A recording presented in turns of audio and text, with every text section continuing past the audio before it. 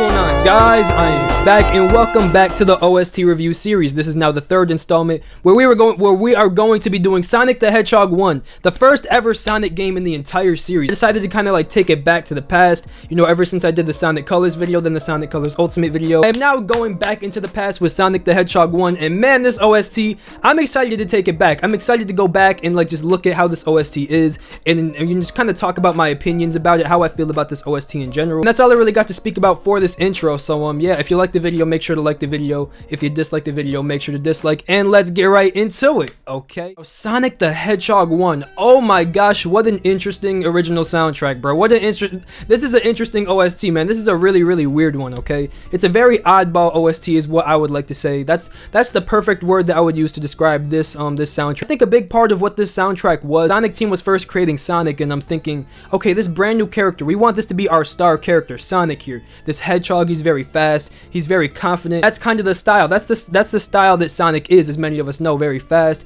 very confident, very pretty upbeat, you know, things like that. And so I think that one thing that Sonic Team was trying to do was really experiment quite a bit and figure out what kind of music do we really want to have with this brand new character. You know, how do we really, what kind of music do we want to associate with this brand new game that we have right here, this brand new character, where we have nothing else to really base off of the music that we're going to do in this game. Instead, we kind of just got to start from scratch and see what type of music is going to be applied to this character. So one thing you do notice with this OST is there was a lot of experimentation. Marble Zone compared to Green Hill Zone, compared to Labyrinth Zone, like all of these songs sound different, every single one of them, and that's definitely, it makes it an oddball OST. There's some songs in here where you would not think of it as like a Sonic, not a Sonic type of song, you know. Labyrinth Zone is definitely one of them, Marble Zone as well. Some just really weird, some weird music in here, but I love these songs because they're so odd for Sonic that I love these songs, I really do, and they're actually really great pieces, you know. Starlight Zone, Springyard Zone is very catchy. I actually like Labyrinth Zone too. Marble Zone is catchy as well.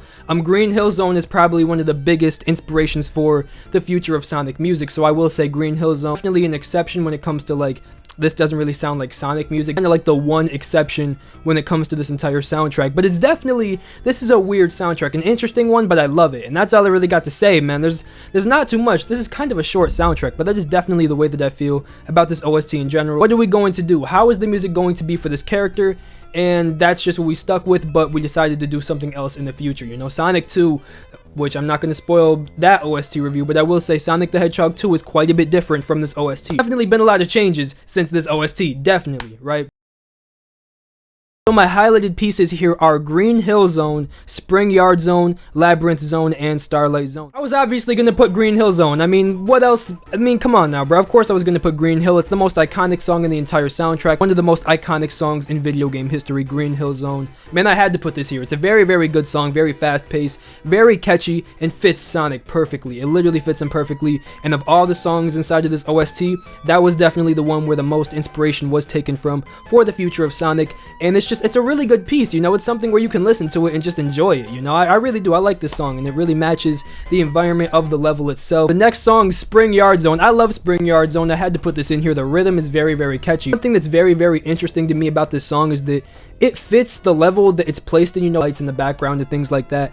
It fits the environment very well, but it kind of surprises me that it does. I don't know how it fits so well, but it just does. Hearing the music and then seeing the level and thinking, wow, these go together, but I don't know why. But it's a very catchy tune. It's just catchy. It's really catchy. It gets stuck in your head. It sounds very good. The instruments, whatever was used for this song right here, were very quality, very good, very enjoyable. It's just an enjoyable song. Now, do I really know what to say in terms of what I want to label it as? Like, this is upbeat, I will say that, but in terms of like the way that I feel, like what I imagine myself in when I'm listening to this song, I don't really know what to say. Now, the next one that I want to speak about is Labyrinth Zone. Labyrinth Zone, this is a very weird song. This is a weird song, you know. This is an odd song. This is a this song is different. I don't know what type of instruments were used for this song, but I love Labyrinth Zone just because of how different and weird it is, you know. It's just, it has that Sega Genesis twang to it, and it matches the zone again perfectly. I don't know why though. Why does this? Maybe it's just because it's so iconic. Maybe that's why. Maybe back in the day when the game first came out, it wouldn't have felt that way, but it matches it, and I don't know why. It matches the zone that it's placed in, and I don't understand why.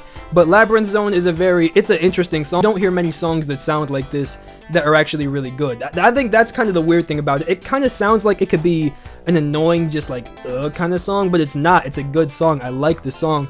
Just based off of the instruments used, they're very twangy, so you could think this isn't a very good song. But I love it. Very catchy. I love the progression in the song, how it starts off kind of more chill, and then it starts to get more and more upbeat and more catchy and more strong with the instrumentals as it keeps on going. Starlight Zone. I had to put this in here as well. I'm sure this is like a fan favorite when it comes to this game here. Starlight Zone, it's just a really enjoyable track. I imagine myself just being just accomplishing something, you know. It's like this, it matches the space environment a bit. I think a more low-key song might have fit the space environment a little bit more than Starlight Zone, but overall I wouldn't replace this song for anything. There's good vibes in the studio when they made this. I don't know, that sounds kind of funny, but that's the way that I feel about it. You can just tell. It has such a like that 90s feel to it. It has that 90s feel to it. Imagine somebody on like a TV in the 90s, like just in their room playing Sonic the Hedgehog 1 and just listening to this song while they're playing the level. Definitely it has that 90s feel to it, but that good 90s feel. I love this song right here. Now, in terms of any unliked pieces that I may have for the soundtrack, there is one that I do have this time. Boss battle theme. I don't like the boss battle theme. That's the way that it is. This one, it's just really twangy. It's just really like that twang from maybe like Labyrinth Zone is completely different. It sounds completely different. This one just sounds so forced in like that. It just sounds like you're beating somebody up, bro. I don't know, like, it just doesn't, I don't like this song, bro. I just don't like this one. I'm not a big fan of this one, and that's all I really got to say. Is this song really used anywhere outside of Sonic the Hedgehog 1? I'm not sure, but bro, I don't know, bro. This just isn't that one for me. This is not that song for me. This song doesn't do it for me. It just sounds very very forced. It sounds very like you're just, I don't know, man. I don't like this one. Listen to the song in the background right now. Yeah. Anyways, that's all I really got to say for this OST review today, man. I really enjoyed this one. I really love this soundtrack. I do like the soundtrack. Nah, I love the soundtrack, but it's just like, it's not my favorite one, and that's the way that it is. But it's definitely a it's very unique, and that's what I love so much about it, is the uniqueness. That's what makes them amazing, you know what I'm saying? But anyways, that's all I really got to say for this video today. Hopefully this one came out well, and yeah, that's it. Thank you so much for watching. I appreciate you. As you can see, I've changed up the setup even more than I have before. I have kind of a different angle with the camera, and I got like the little LED lights there, down right there too. So I'm changing things up. I cleaned up my room. I'm just fixing junk up. But anyways, that's all I really got to say for this video today. Thank you so much for watching. I appreciate you, and I thank you for everything. And yeah, that's all I really got to say. So thank you.